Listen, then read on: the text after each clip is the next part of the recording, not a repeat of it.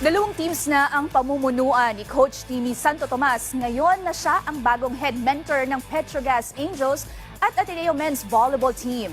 Ang kanyang diskarte sa pamumuno sa dalawang magkaibang grupo. Alamin sa ulat ni Kea Asuncion.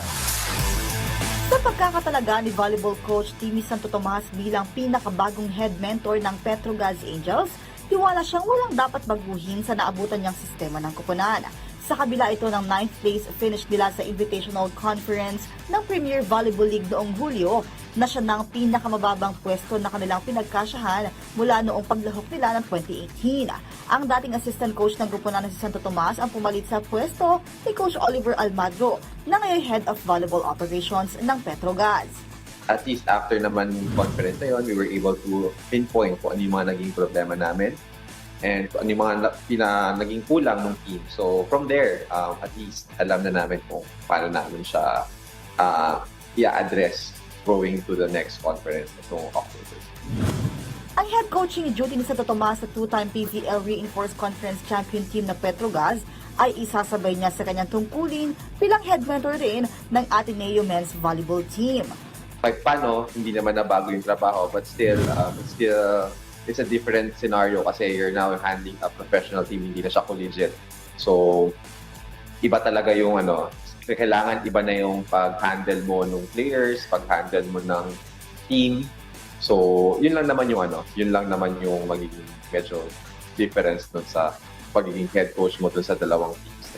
Men's, kailangan medyo i-all out mo, pero pagdating sa women's, kailangan medyo i-taper natin ng konti.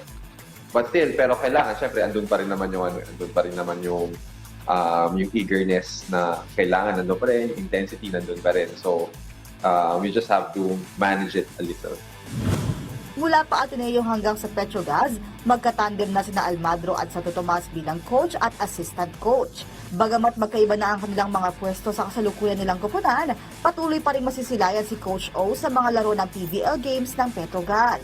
We'll still be there to support the team in all ways possible. So, we'll still be in charge of mga operations. So, if may mga kailangan ng mga recruits or mga players na gustong idagdag sa team, mga coaches, or anything na volleyball related when it comes to direction ni Petrogas. So si Coach O na lahat yung mag-handle. So most likely andun pa rin siya. So we'll be seeing him pa rin during the games to support the girls. Target ng Petrogas na makuha ang kanilang ikatlong PVL title sa second All-Filipino Conference na gaganapin sa Oktubre. Kea Asuncion, PTV Sport.